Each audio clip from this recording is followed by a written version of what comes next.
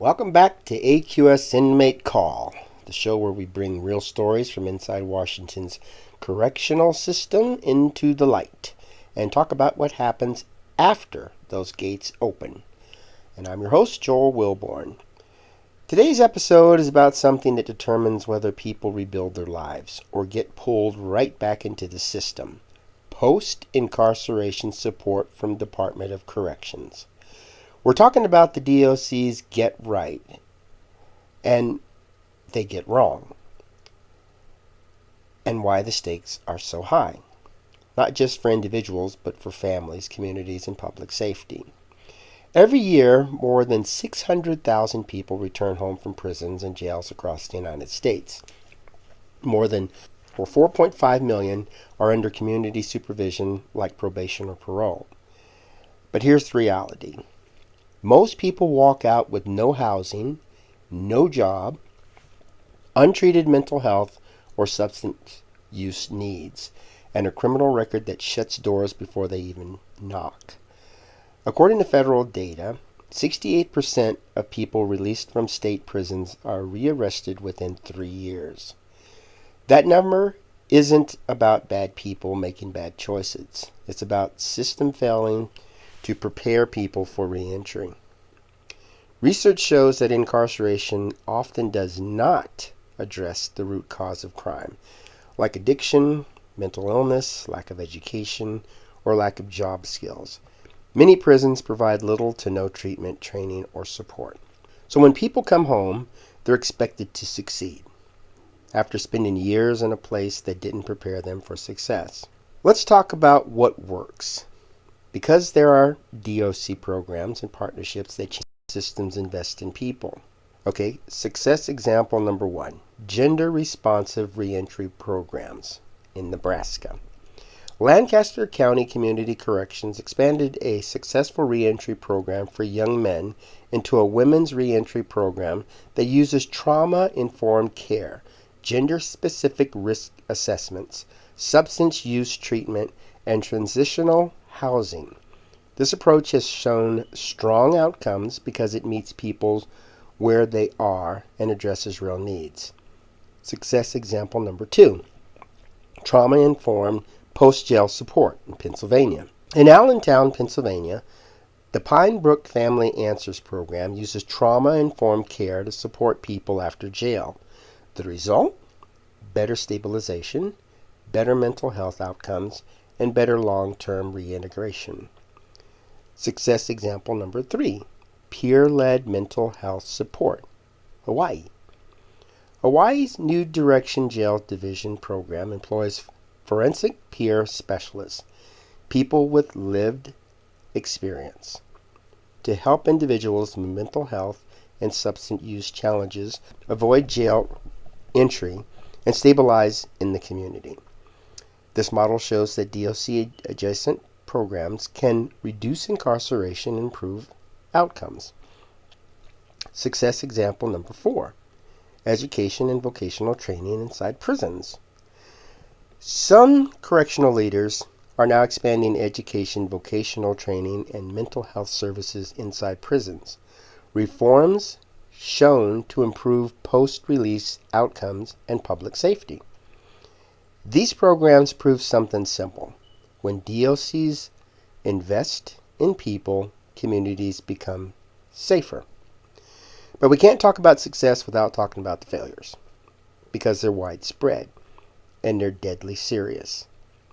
Failure number 1, lack of basic reentry preparation. Many prisons still provide little to no education, treatment, or vocational training, even though these are the exact supports people need to succeed after release. Failure number 2, releasing people into homelessness.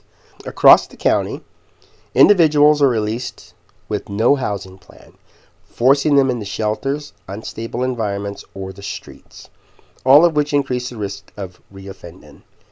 NIJ's research shows that lack of housing is one of the biggest barriers to successful reentry.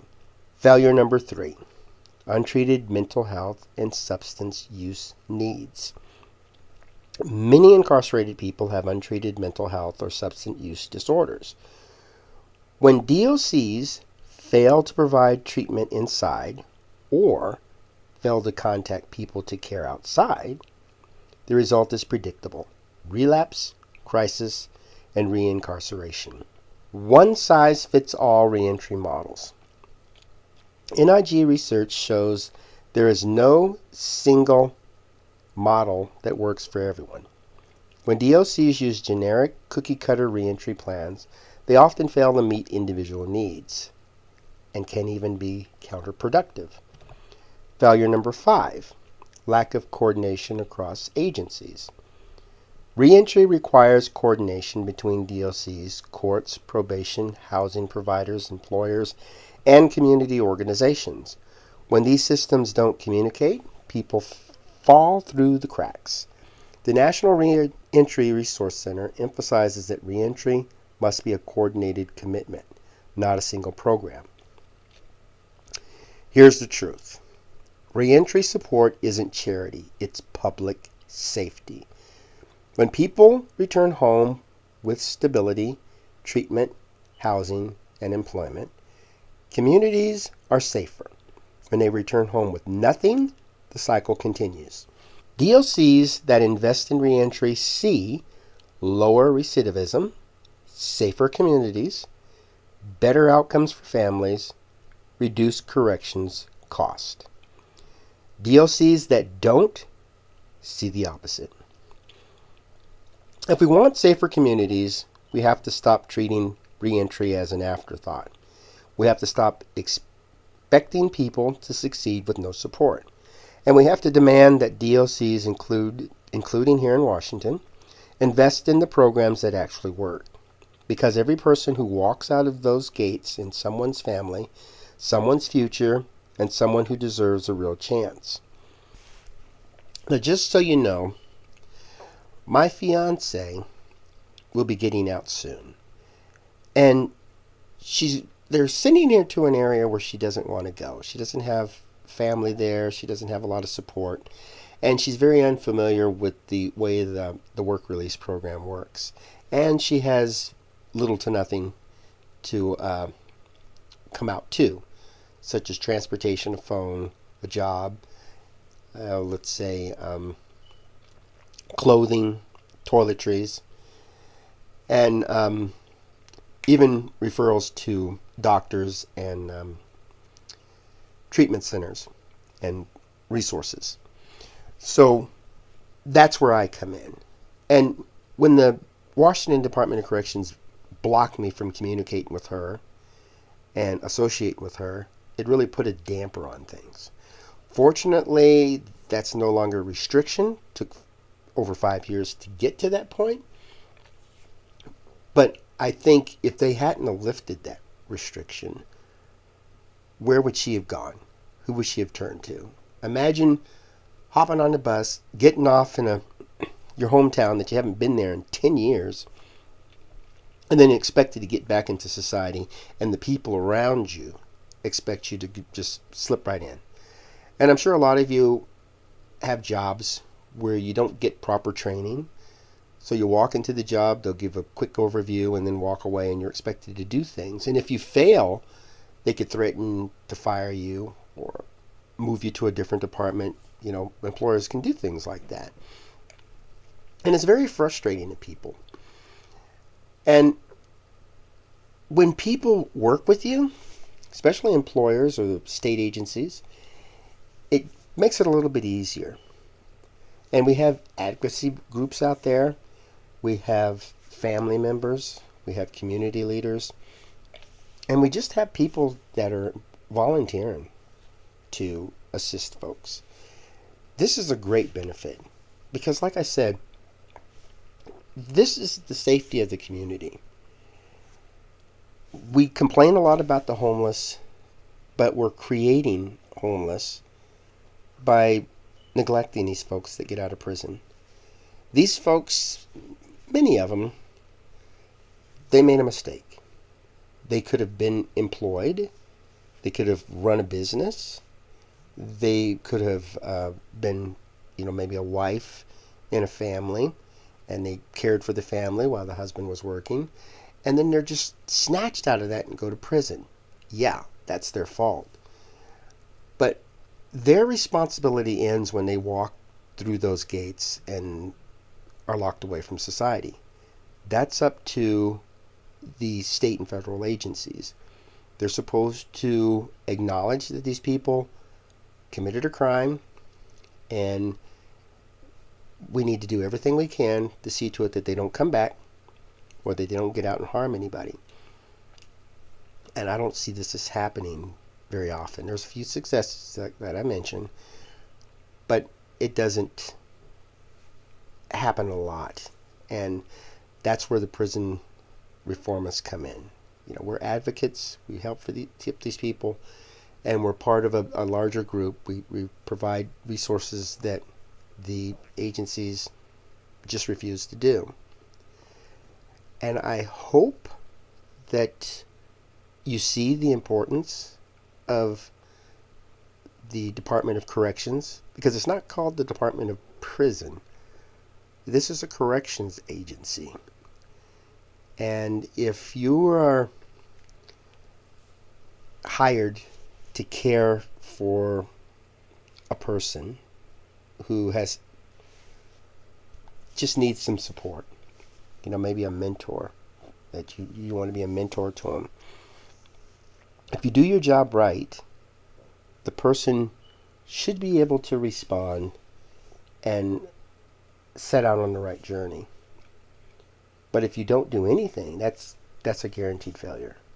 The best way to fail is just to not put forth any effort. At least try. Of course, 100% of success and 100% of failure is entirely up to the individual. It's not our responsibility to make them succeed, but it is our responsibility to provide the resources. So if you're paying taxes and you drive by a prison, you're going to think within that center, there's some resources and there's some training and there's some support that can help these people when they get out.